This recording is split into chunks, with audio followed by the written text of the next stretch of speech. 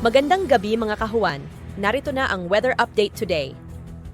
Sa kasalukuyan nga ay northeast monsoon pa rin ang nakakaapekto sa Luzon at easterlies ang nakakaapekto sa nalalabing bahagi ng ating bansa. Itong easterlies, yung mainit na hangin galing karagatang Pasipiko at itong easterlies din yung nagdadala ng maulap na papawirin, mga kalat-kalat na pag-ulan, pagkidlat, pagkulog sa Mindanao, Eastern Visayas, Central Visayas at Southern Palawan.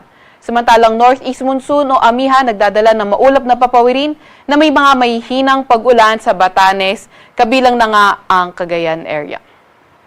Sahan nga natin sa nalalabing bahagi ng bansa mas magandang panahon kung saan sa Metro Manila at nalalabing bahagi ng Luzon may mga tsansa ng mahihinang pag-ulan at sa nalalabing bahagi ng bansa may mga tsansa naman ng mga localized thunderstorms. Sa kasalukuyan, wala naman tayong namomonitor na low pressure area or bagyo sa loob or malapit sa ating Philippine Area of Responsibility.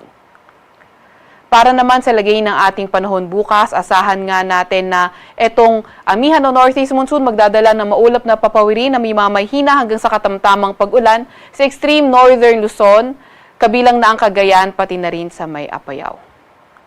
Mas magandang panahon naman sa nalalabing bahagi ng Luzon, kung saan sa may Palawan area, posible yung mga localized thunderstorms at sa Metro Manila at nalalabing bahagi ng Luzon, posible naman yung mga mahihinang pag-ulan. Patuloy na maglalabas ng mga advisory yung ating mga kasamahan sa Regional Services Division.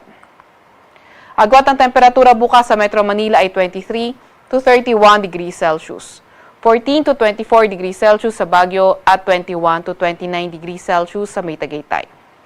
21 to 30 degrees Celsius sa may Lawag at 22 to 29 degrees Celsius sa may Tugigaraw. Agwat naman ang temperatura bukas sa may Puerto Princesa ay 25 to 32 degrees Celsius at 26 to 32 degrees Celsius naman sa may Kalayaan Islands.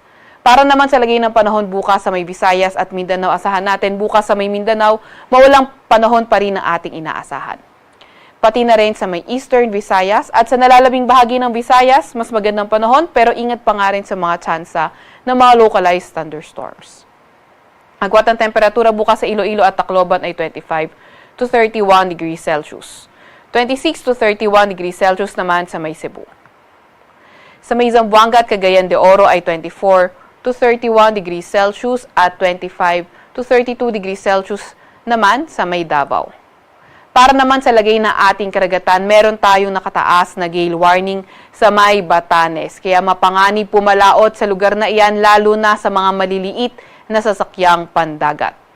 Sa Kalakhang, Maynilang araw ay lulubog ng 5:53 ng hapon at sisikat bukas ng 6:25 ng umaga.